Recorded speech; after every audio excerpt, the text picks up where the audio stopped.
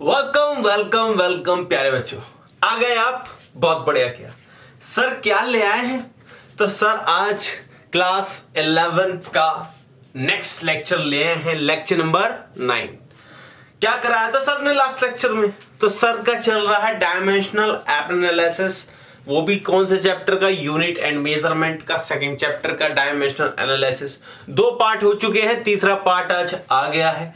तीसरे पार्ट में क्या कराएंगे? तो सबसे पहले जानो क्या कैटेगरी। गारंटी नहीं लूंगा अगर पहले वाले लेक्चर नहीं देखे। समझ में आ गया? आ गया। ठीक, देखो तो भैया डायमेंशनल एनालिसिस की 3 एप्लीकेशन हुआ करती थी। आपको पहले भी लेक्चरों में बताया है, 3 एप्लीकेशन थी। तो पहले लेक्चर में तो मैंने कवर किया था सारा का सारा डायमेंशनल क्या होता है, क्या क्या छोटे छोटे क्वेश्चन बनते हैं डायमेंशन के ऊपर, डायमेंशन कैसे निकालते हैं, वो सब चीजें मैंने पहले पार्ट में कवर कराई थी। दूसरे पार्ट में क्या कराया था मैंने? दूसरे पार्ट में पहली एप्लीकेशन करा डाली और उसके बहुत ही प्यारे प्यारे से अच्छे से न्यूमेरिकल कराए थे, होमवर्क भी दिए थे।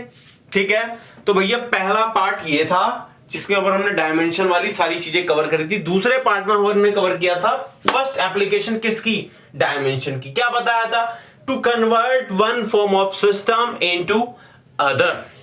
ठीक है, आज के लेक्चर में क्या करेंगे? आज के लेक्चर में कोशिश करेंगे कि दोनों की दोनों जो बची हुई एप्लीकेशंस हैं वो कवर हो जाए। कौन कौन सी? Check the dimensional correctness of a given relation. कोई रिलेशन दिया जाएगा जैसे कि इक्वल्स टू mc स्क्वायर, आपको चेक करना होगा एलएचएस वाली जो डायमेंशन है आरएचएस वाली डायमेंशन के बराबर आती है या नहीं आती। आती है तो डायमेंशनली करेक्ट है, नहीं आती तो डायमेंशनली करेक्ट नहीं है, यानी कि फॉर्मूला क्या है? गलत है। क्लियर? थर्ड में क्या है?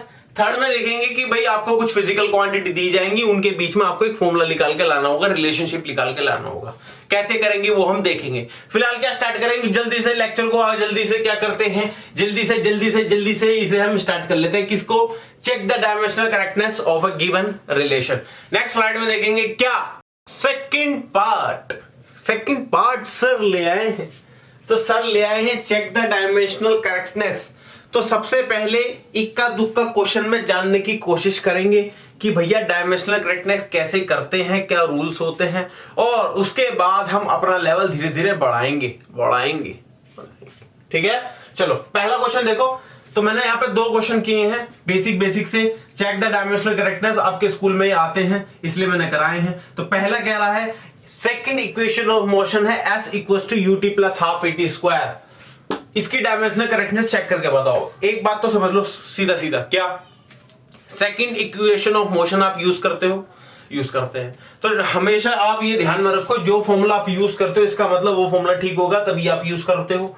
तो यानी कि ये फॉर्मूला ठीक होगा इसलिए आप यूज करते हो। ठीक है, तो आपको एक बात समझ में आ जानी चाहिए, क्योंकि आपको पता है ये फॉर्मूला ठीक है तो इसकी एलएचएस की डायमेंशन आरएचएस की डायमेंशन इक्वल आनी चाहिए, क्योंकि आप इसको फॉर्मूला को यूज करते हो, आपको पता है ये फॉर्मूला ठीक है तभी आप यूज करते हो। अगर इसकी आपकी एलएचएस और आरएचएस की डायमेंशन इक्वल नहीं है, इसका मतलब आपने कुछ ना कुछ गलत किया है। तो आप ये समझ के चलना कि आपको चेक करना है कि आपने क्या गलत किया है। और अगर आपकी एलएचएस इक्वल टू आरएचएस आ गई तो बहुत बढ़िया, फिर तो ठीक किया आपने। समझ में आई बात? चलिए चेक करते हैं। तो किस तरह से स्टाइल से करना है वो समझिए। हमें पहले एलएचएस सोल्व करना है, फिर उसके बाद आरएचएस को सोल्व करेंगे। क्लियर हो गई बात? ठीक है, एलएचएस देखो। एलएचएस में केवल एक डायमेंशन है लेफ्ट साइड में, कौन सी? ये एस क्या होता है इक्वेशन ऑफ मोशन में? ये होता है डिस्टेंस। तो डिस्टेंस की डायमेंशन हो गई एल। जिसको डायमेंशन नहीं आती पहला पार्ट देख लो, वहां से सीख जाओगे। मैं डायमेंशन यहां पर नहीं बताने वाला कैसे निकालते हैं, ठीक है, क्योंकि हमें आगे बढ़ना है। तो एलएचएस की डायमेंशन डिस्टेंस हो गई एल। क्लियर? तो हमारी आरएचएस में भी अगर एल आ गई तो डायमेंशनली करेक्ट हो जाएगा। आरएचएस देखते हैं। अब आरएचएस में 2 क्वांटिटी हैं, दोनों प्लस हो रही हैं। पहली है यूटी और दूसरी है हाफ at स्क्वायर। दोनों क्या हो रही है? प्लस हो रही है। तो पहले यूटी सॉल्व करते हैं। यूटी क्या है? यू क्या था? स्पीड की डायमेंशन होती है एल टी माइनस 1 और टी क्या है? टाइम। तो हमने लिख दिया टाइम टी। तो टी की पावर -1 टी की पावर +1 दोनों कट गए, बचा क्या? एल। तो यूटी में क्या डायमेंशन आई? एल। यूटी की पूरी डायमेंशन आई एल। अब हाफ at स्क्वायर की देखो। हाफ तो क्या है? हाफ है डायमेंशन लेस कांस्टेंट। मैंने आपको 4 चीज बताई थी, dimension less variable, dimensional variable, dimension less constant, dimension less constant, dimensional constant. ठीक है, ले लो बात। तो 4 चीज बताई थी मैंने, इसमें से ये क्या है? Dimension less constant half. तो इसकी कोई डायमेंशन नहीं होती, इसे खोदो। बचा गया 80 स्क्वायर। 80 स्क्वायर में से ए क्या है? एक्सेलरेशन। एक्सेलरेशन की क्या होती है? LT-2। टी क्या है? टाइम, और टाइम का क्या हो रखा? स्क्वायर। T-2 टी स्क्वायर काटे वो बचा गया L। क्लियर? तो UT आया L, हाफ 80 स्क्वायर आया L। अब आपने दोनों को ऐड कर रखा है L प्लस L। तो ध्यान रखना डायमेंशन ऐसे ऐड नहीं होती। L plus L equal to 2L ऐसा नहीं होता डायमेंशन में। समझ में आई बात? डायमेंशन में ऐसा नहीं होता। डायमेंशन में कैसा होता है? देखो, डायमेंशन के हिसाब से अगर आपने चीनी में चीनी मिलाई तो आप ये नहीं लिखते हो 2 चीनी। ठीक है, चीनी में चीनी मिलाई तो आप ये नहीं लिखते हो 2 चीनी। आप डायमेंशन बोलते हो चीनी में चीनी मिलाएंगे, रिजल्ट में क्या आएगी? चीनी। तो हम ये बोलते हैं लेंथ में लेंथ ऐड करोगे, रिजल्ट में क्या आएगा? लेंथ। क्लियर हुई बात? 2L नहीं, रिजल्ट लेंथ में लेंथ ऐड करोगे क्या आएगा? लेंथ। तो RHS कितनी आई? L। LHS कितनी थी? L। LHS RHS कितनी आई? L। यानी कि डायमेंशनली सही है ये रिलेशन। यानी कि आप क्या नीचे लिख दोगे? नीचे लिख दोगे this relation is dimensionally correct. Clear? आपको 2 नंबर 1 नंबर मिल डाले। अब दूसरा देखो, एसएमओ क्या होगा? एसएम आपको एक रिलेशन दिया जाएगा जो कि आपको अननोन है। ये रिलेशन आपको अननोन है। दूसरा टाइप, ये रिलेशन आपको अननोन है। अब अननोन वाले रिलेशन में या तो आपको ये कहा जा सकता है कि भाई जो सिंबल है, सिंबल के हिसाब से नाम एज यूजुअल आपको अपने आप मान लेने। ठीक है, सिंबल के हिसाब से। जैसे सिंबल, ये किसका सिंबल होता है? न्यू। न्यू किसका सिंबल होता है? फ्रीक्वेंसी का। ठीक, तो एक तो क्वेश्चन ऐसे आते हैं कि भाई सिंबल के हिसाब से ये लिखा जाता है symbols have their usual meanings. तो आपको अपने हिसाब से सिंबल मान लेने हैं। थोड़ा जूम इन कर दूं, ये देखो अब। ठीक है, तो आपको अपने हिसाब से सिंबल मान लेने हैं और क्या करना है? और भैया आपको सोल्व करना है। या फिर क्या कहा जा सकता है? आपको रिलेशन दिया जाएगा और सिंबल के नाम दिए जाएंगे, जैसे मैंने ऑलरेडी लिख रखे हैं वहां पे। देखो, तो न्यू क्या है? फ्रीक्वेंसी। एल क्या है? लेंथ। आपको हर सिंबल पे बड़े ध्यान देना है। ठीक है, कि उसका क्या मतलब दे रखा है। आपको यहाँ एल अगर वो फोर्स बोल देता तो आपको फोर्स माननी पड़ती, क्योंकि जो बोला वो मानना पड़ता। ठीक है, तो न्यू बोला फ्रीक्वेंसी, एल बोला क्या है? लेंथ, और टी बोला क्या है? टेंशन। टेंशन बेसिकली क्या होती है? फोर्स होती है। टेंशन फोर्स की डायमेंशन सेम होती है। एम क्या है? एम है मास पर यूनिट लेंथ। ध्यान दे इस बात पे, एम केवल मास नहीं है। एम केवल मास नहीं है, एम है मास पर यूनिट लेंथ। तो एम की डायमेंशन केवल एम नहीं होगी, मास वाली नहीं होगी, उसकी क्या होगी? ml-1 मास पर यूनिट लेंथ, यानी कि मास डिवाइड बाय लेंथ, यानी कि m/l, यानी कि ml-1। क्लियर हो रही बात? अब LHS देखो, LHS में पहले फ्रीक्वेंसी निकाली, क्या है? 1/t। तो क्या हो गया? T inverse. फ्रीक्वेंसी का फॉर्मूला क्या होता है? 1/टाइम, यानी कि 1/t, टी इनवर्स। RHS देखो, RHS में 2 तो डायमेंशनल लेस कांस्टेंट है, 2 छोड़ो, L की डायमेंशन L हो गई, लेंथ की। टेंशन की फोर्स हो गई mlt-2, और नीचे मास इसकी क्या हो गई? ml-1। काटा पिट्टी करो, m से m कट गया, क्या बचा? ये L ऊपर आया, पॉजिटिव हो गया, L²t-2। ठीक है, ये अंडर रूट हटा तो क्या बचा? Lt-1। L से L कट गया, क्या बचा? t-1। तो RHS की डायमेंशन क्या है? t-1। LHS की क्या है? t-1। यानी कि this relation is dimensionally correct. Dimensionally correct. समझ में आ गया बात? अब और अच्छे न्यूमेरिकल पे मैं आपको लेकर जाता हूं नेक्स्ट स्लाइड में। सर ले आए हैं, क्या ले आए हैं? तो सर ले आए हैं अगले क्वेश्चन। क्या क्या क्वेश्चन है? तो भैया क्वेश्चन नंबर 3 और क्वेश्चन नंबर 4 लेकर आए हैं। बड़े अच्छे से क्वेश्चन है, देखिए समझिए, आप जानेंगे। तो थोड़ा सा जूम इन कर दिया जाए। देखो, तो भैया पहला क्वेश्चन ये देखो, थर्ड वाला। अब थोड़ा सा लेवल बढ़ाएंगे, अगला टाइप पढ़ेंगे। 2 टाइप आपको करा चुका हूं, तीसरा टाइप देखिए। ऐसे आपको एक इक्वेशन दी जाएगी, f=a√x+bt²। ये वो क्वेश्चन है जो ऑलरेडी स्कूलों में आते हैं। f=a√x+bt²। a और b कोई कांस्टेंट है, थ्योरी मैंने नहीं लिखी है, मैं आपको बता रहा हूं। f फोर्स है, x लेंथ है, यानी कि कोई डिस्टेंस है, t टाइम है, और a और b कोई कांस्टेंट है। हमें a b की वैल्यू नहीं पता, डायमेंशन नहीं पता। तो आपसे बोला है कि भैया पहले a और b की डायमेंशन निकालो और फिर उनका रेशियो निकालो, a/b। बहुत सिंपल। देखिए, आपको एक चीज इसके लिए समझनी पड़ेगी। क्या समझनी पड़ेगी?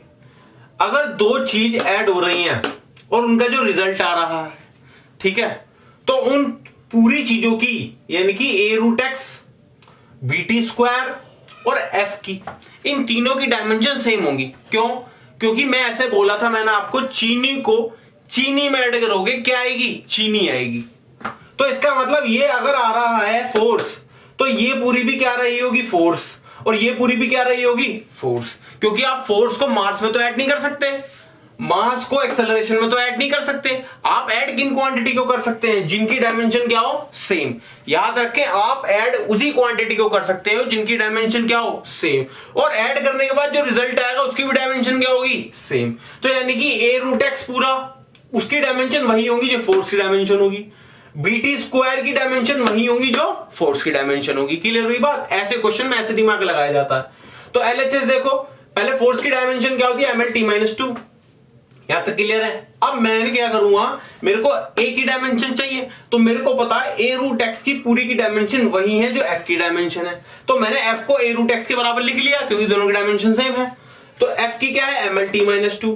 ए तो निकालना है, और एल एक्स क्या था, लेंथ एल। तो एल की पावर रूट है, तो रूट को क्या लिख सकते हैं, हाफ। तो एल की पावर हाफ। अब ए यहां रखा, ए की चाहिए डायमेंशन, एल को नीचे लिया, नीचे लिया। अब इस एल को ऊपर ला सकते हैं, ऊपर लाएंगे तो एल की पावर 1 डॉट एल की पावर माइनस हाफ।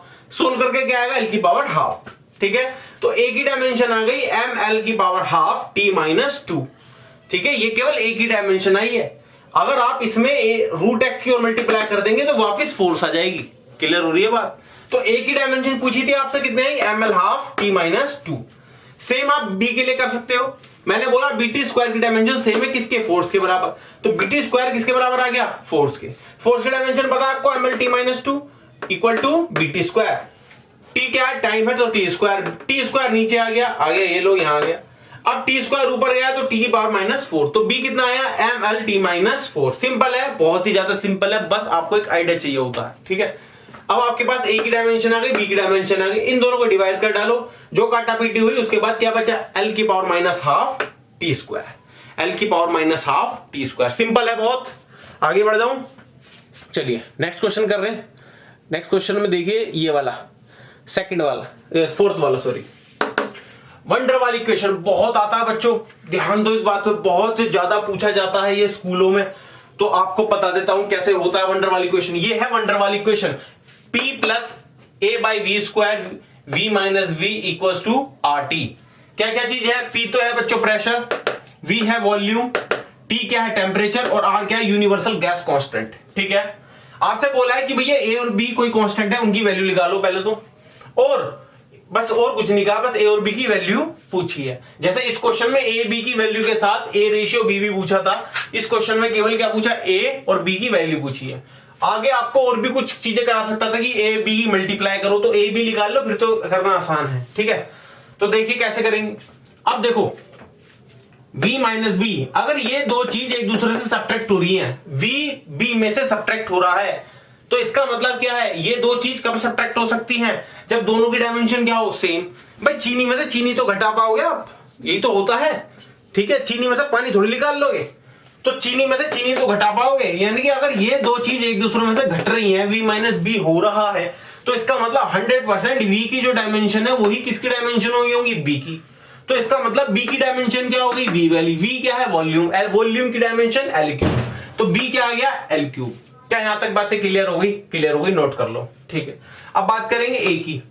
अब देखो ये वाली पूरी क्वांटिटी P वाली इस पूरी क्वांटिटी में ऐड हो रही है, ध्यान रखना, क्वांटिटी पूरी लेते हैं, छोड़ते नहीं है बीच में। क्या तो कभी आप कहो कि भाई P प्लस ए हो रहा है, तो P की जो डायमेंशन है A की डायमेंशन बराबर होगी, नहीं, A upon V square add हो रहा है किसमें, P में। तो इसका मतलब P की जो डायमेंशन है वही डायमेंशन किसकी होगी, A अपॉन वी स्क्वायर की। तो मैंने लिख लिया P की जो डायमेंशन है वही किसकी है, A अपॉन वी स्क्वायर की।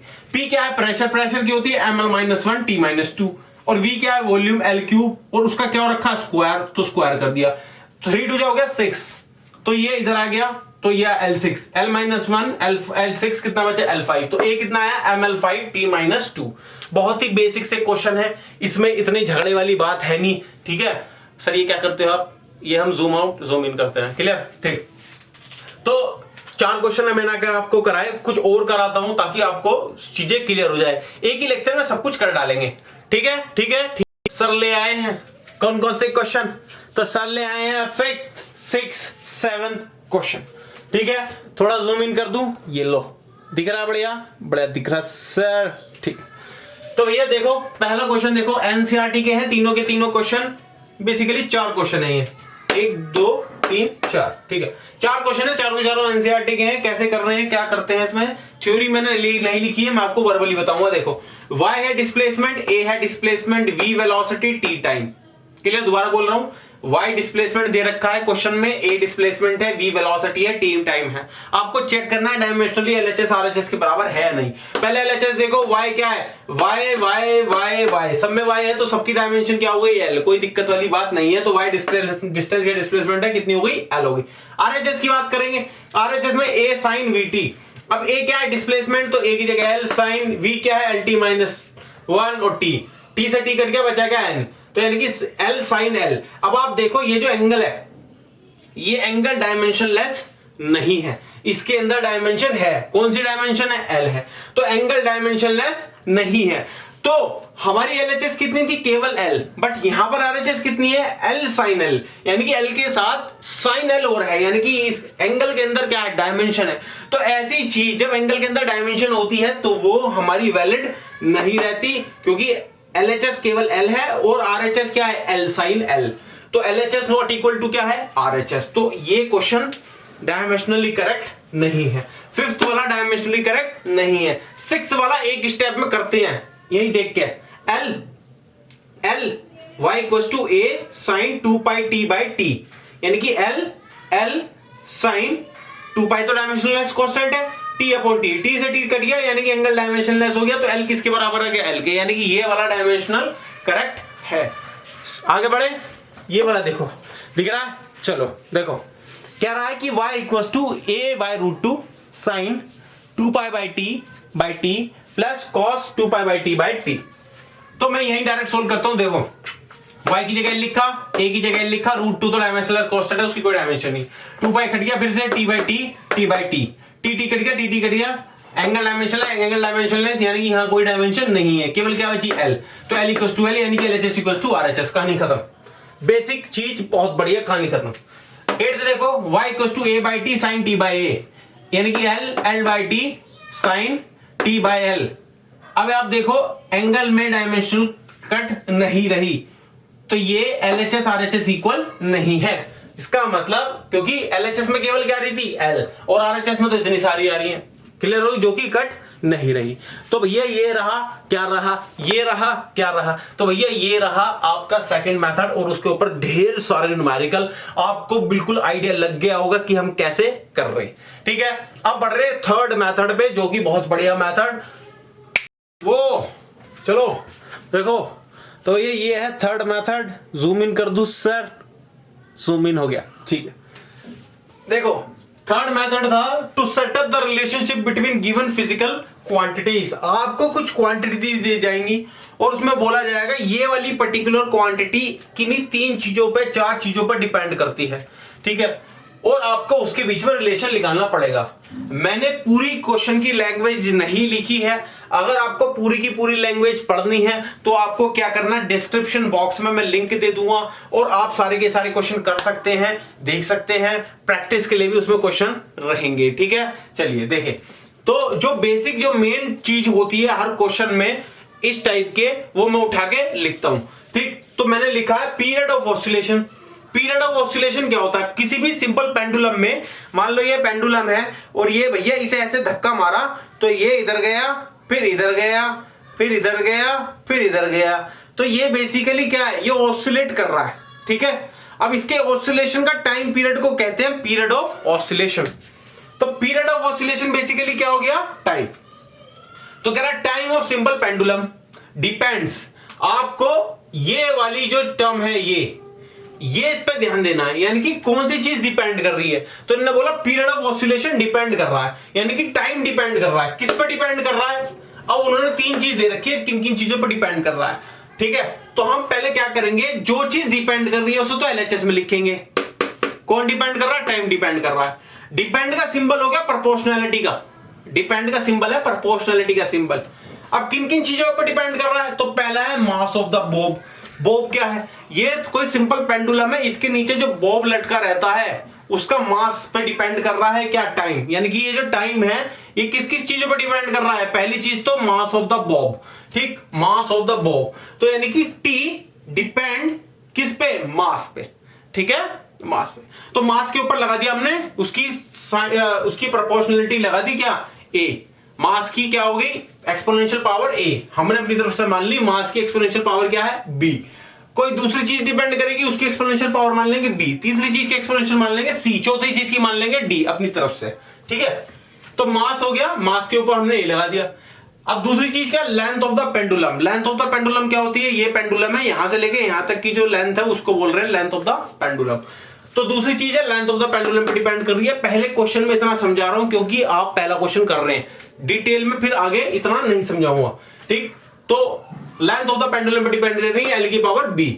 और थर्ड चीज क्या है, एक्सेलरेशन ड्यू टू ग्रेविटी, यानी कि एक्सेलरेशन ड्यू टू यानी कि जी। तो थर्ड चीज हो गई जी, और जी की पावर हमने मान ली सी। क्लियर हो गई बात, ये हमने मानी है ए बी सी पावर, चौथी चीज होती तो डी मान लेते। अब प्रोपोर्शनलिटी का साइन लाएंगे, कांस्टेंट आएगा के। एक बात बता देता हूं, ये जो कांस्टेंट है के, ये क्वेश्चन में आपको गिवन भी हो सकता है या फिर नहीं भी गिवन हो सकता। अगर गिवन होगा तो हम लास्ट में जो कंक्लूजन निकालेंगे उसमें के की जगह वो वैल्यू लिख डालेंगे जो हमें गिवन है। अगर नहीं गिवन है तो बाकी के ही लिखा रहने दें, ठीक है। चलिए तो भैया प्रोपोर्शनलिटी का साइन आया के, एम की पावर ए, एल की पावर बी, जी की पावर सी। अब क्या करना है, पुट द डायमेंशन, यहां लिख लेना पुट द डायमेंशन। तो टी क्या है, टाइम है, तो टाइम की डायमेंशन हो गई टी, ब्रैकेट में कर लेना टी, ठीक है। के की तो कोई डायमेंशन होती नहीं क्योंकि कांस्टेंट है।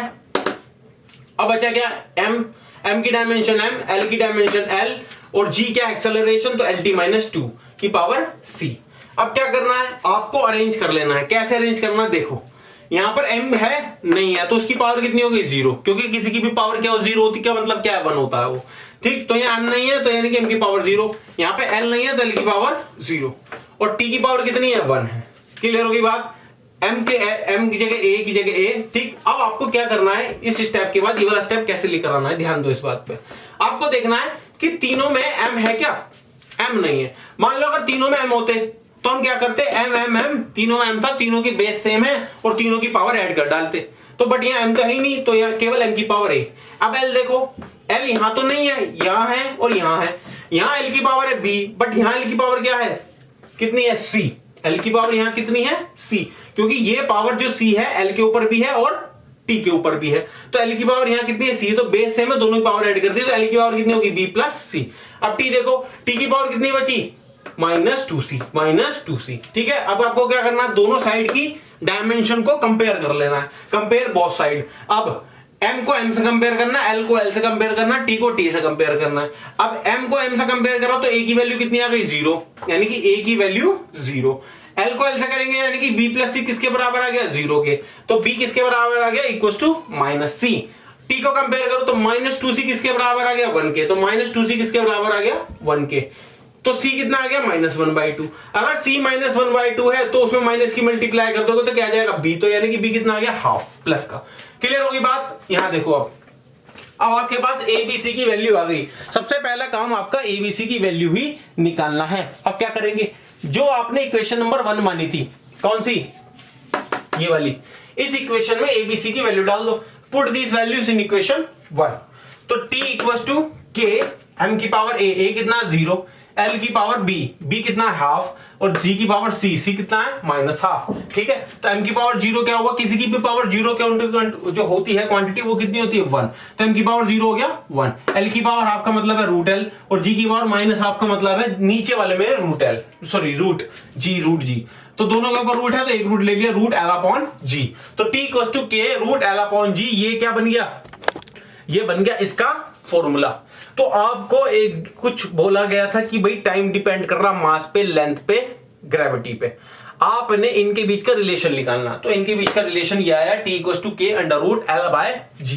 तो इसका मतलब टाइम इंडिपेंडेंट है किसके, मास ऑफ द बॉब के, क्योंकि मास नहीं है ना यहाँ पे, तो इसका मतलब क्या है, टाइम इंडिपेंडेंट है किसके, मास ऑफ द बॉब के। बट टाइम किस पे डिपेंड करता है, लेंथ पे डिपेंड करता है, किसकी, पेंडुलम की, और एक्सेलरेशन ड्यू टू ग्रेविटी पे, ठीक है। और ये k की वैल्यू मान लो अगर गिवन होती, तो इस क्वेश्चन में गिवन थी, मैंने लिखी नहीं है, इस क्वेश्चन में k इक्वल्स टू गिवन है कितना, 2 पाई। तो अब एक्सप्रेशन कितना बना, तो 2 pi under root l by g। समझ गए आप बात, बहुत इजी है। तो ऐसा मैं एक दो क्वेश्चन और कराता हूं ताकि आपको आइडिया और लगे। ठीक है ठीक है ठीक, ले आए हैं सर। देखो तो भैया ये है क्वेश्चन नंबर 2 और ये है हमारा last question of the day. आज लेक्चर खत्म कर रहे हैं, डायमेंशनल एनालिसिस खत्म हो गया है, ये सेकंड लेक्चर है। और न्यूमेरिकल प्रैक्टिस करने के लिए सर डिस्क्रिप्शन बॉक्स पे लिंक दे देंगे, सर डाउनलोड कर लेंगे, सर क्वेश्चन कर लेंगे। सेकंड नंबर क्वेश्चन देखो, तो भैया सेकंड क्वेश्चन कह रहा है वॉल्यूम आउट पर second through a pipe. Scenario ये है, क्या है कि भैया ये कोई पाइप है, इसमें से पानी निकल रहा, ठीक है। पाइप की रेडियस आपको गिवन है r, ये पाइप है कोई, इसमें से पानी निकल रहा है, तो वॉल्यूम पानी का निकल रहा है। तो बोला जो वॉल्यूम निकल रहा है पर सेकंड पानी का, यानी कि वॉल्यूम पर सेकंड, वॉल्यूम आउट पर सेकंड पानी का, वो डिपेंड कर रहा है किन किन चीजों पे। वॉल्यूम आउट पर सेकंड, ध्यान दे इस बात पे, वॉल्यूम आउट पर सेकंड की डायमेंशन क्या होनी चाहिए, वॉल्यूम अपॉन टी, यानी कि एल क्यूब अपॉन टी, यानी कि एल क्यूब टी माइनस 1। ठीक, अब वॉल्यूम आउट पर second through pipe depends on, किन किन चीजों पर डिपेंड कर रहा है, कोएफिशिएंट ऑफ विस्कोसिटी जिसको बोलते हैं ईटा। ईटा आपको डायमेंशन नहीं पता, कीटा क्या पता, पहले वाला पार्ट देख कर आओ, ठीक है। तो कोएफिशिएंट ऑफ विस्कोसिटी की डायमेंशन ईटा, वो मैंने लिख रखी है सीधा। और किस पर डिपेंड कर रहा है, रेडियस ऑफ अ पाइप, यानी कि ईटा की power A, radius of pipe यानी कि आर की पावर बी, और प्रेशर ग्रेडियंट, प्रेशर ग्रेडियंट होता है पी अपॉन लेंथ, जिस भी चीज के आगे ग्रेडियंट लग जाता है उसे लेंथ से डिवाइड कर दो। प्रेशर के आगे ग्रेडियंट लगा दिया, लेंथ से डिवाइड कर दो, पी बाय एल। ठीक है, तो प्रेशर ग्रेडियंट तीसरी चीज है, उस पर डिपेंड कर रहा है, यानी कि पी बाय एल पर तीसरी चीज है, तो इसकी पावर सी। उन्होंने बोला है टेक के, अच्छा मैंने इस बार प्रोपोर्शनलिटी वाला सिंबल नहीं लिखा, सीधा लिख डाला, तो कि आप समझदार हो गए। तो के कितना है इस बार गिवन है π/8, तो के कितना है π/8, बहुत बढ़िया। अब आगे करें, सबकी डायमेंशन रखो, पुट द डायमेंशन। तो वॉल्यूम पर सेकंड की एल क्यूब टी माइनस 1, ईटा की ये होती है ml माइनस 1 टी माइनस 1 की पावर ए, आर तो लेंथ है, लेंथ की पावर बी, और प्रेशर अपॉन लेंथ, प्रेशर का फॉर्मूला होता है फोर्स अपॉन एरिया, और लेंथ ये सोल्व करने के बाद आया ml माइनस 2 टी माइनस 2 की पावर सी। ठीक है, अब क्या करना है, आपको m की सारी एक जगह कर लेना, l सारा एक जगह कर लेना, और t सारा एक जगह कर लेना। बट यहां पे पहले देखो यहाँ m है नहीं है, तो m की पावर 0 1 होता है, तो हम लिख लिया m की पावर 0, l नहीं है तो m की power 0, l cube t minus 1। इधर m कहां है, m एक तो इसमें है, एक इसमें है, इसमें m की पावर a है और इसमें m की पावर c है, यानी कि m की power a plus c, base same power है। l देखो l तीनों में है, 1 2 3 तीनों में है। ठीक, यहाँ l की पावर माइनस a है, माइनस a, यहाँ l की पावर b है तो प्लस b, और यहाँ l की पावर कितनी है माइनस 2c, तो माइनस 2c, यानी कि a minus a plus b minus 2c। t देखो t इसमें है, दो में है बस, तो t की पावर यहाँ कितनी है माइनस, और यहाँ कितनी है माइनस 2c, तो minus a minus 2c। Clear हो गई। अब क्या करना, दोनों साइड कंपेयर करना है। देखो a प्लस c कितने के बराबर है, 0 के, ये हो गया, तो a प्लस c 0, यानी कि a कितना है माइनस c। बी ये देखो सेकंड वाली टर्म एल वाली, माइनस ए प्लस बी माइनस 2c किसके बराबर है, 3 के, तो माइनस ए प्लस बी माइनस 2c किसके बराबर है, 3 के। इसे मैंने सोल्व नहीं किया क्योंकि मेरे पास अभी क्या वैल्यू नहीं है, ए और सी की वैल्यू नहीं है, इसलिए मैंने भी सोल्व नहीं किया, सीधा मैंने तीसरा वाला लिखा, क्या माइनस ए माइनस 2c किसके बराबर, माइनस 1 के, तो माइनस ए माइनस 2c किसके बराबर है, माइनस 1 के। यहां से थोड़ा बहुत सोल्व करो, माइनस ए की जगह क्या लिख सकते हो आप, ए की जगह लिख सकते हो माइनस सी, तो दोनों प्लस हो गया, तो C equals to minus 2c equals to minus 1। c minus 2c कितना है, माइनस सी, माइनस माइनस कटेगा, c कितना है 1, c बनाया तो a कितना आएगा माइनस 1। क्लियर हो गई बात, c वैल्यू आ गई, a वैल्यू आ गई, c और a की वैल्यू रखो इसमें, जब इसमें रखोगे तो a की वैल्यू माइनस 1 रखी और c की वैल्यू रखी 1, सोल्व किया, b आया 4, a आ गया, b आ गया, c आ गया। क्लियर हो गई बात। अब आपको क्या करना होता है, अगले स्टेप में आपको ये वैल्यू किसमें रखनी है, इक्वेशन नंबर 1 में। इक्वेशन नंबर 1 लिखिए आप, सर ये है कैलकुलेशन मैथमेटिक्स, ये हम खुद भी कर लेंगे, टाइम वेस्ट ना हो, इसलिए put equation number 1, put equation number 1। मेरे से पढ़ना थोड़ा सा जल्दी ही पढ़ना पड़ेगा, ठीक है। तो पहली इक्वेशन में रखा हमने ईटा की जगह -1, आर की जगह 4, पी बाय एल की जगह 1। थोड़ा बहुत सोल्व करो, ईटा की नीचे लिया है, के की जगह रखा π/8, ये है वॉल्यूम, वॉल्यूम कितना π/8, आर की power 4, P by L eta. Clear हो गई बात। बहुत ही सिंपल से क्वेश्चन है ये, बहुत तुच्छ क्वेश्चन है, बहुत कोई लेवल नहीं है। अब आगे आपको क्वेश्चन करना है, क्या करना है, डिस्क्रिप्शन बॉक्स में लिंक है, लिंक में क्या करना है, क्लिक करना है, क्लिक करके बहुत सारे क्वेश्चन आएंगे, पूरा क्वेश्चन देखना है, पूरा क्वेश्चन ही मिलेगा, वरना। ठीक है, वीडियो देख रहे हैं, अभी भी देख रहे हैं, अच्छी लगी है, क्या करना है, लाइक कर देना है, और चैनल पर नए हैं तो सब्सक्राइब कर देना है। वीडियो बेकार लगी डिसलाइक कर देना है, हमें नहीं अच्छी लगी, और सर वो बात रह गई तो उसके लिए कमेंट कर देना है। क्लियर हो गई बात। सर बाय कर डालें, सर बाय कर डालें, क्यों बाय कर डालें, क्योंकि सर अब अगले लेक्चर मिलेंगे। सर पता नहीं कितने दिनों बाद आएगा।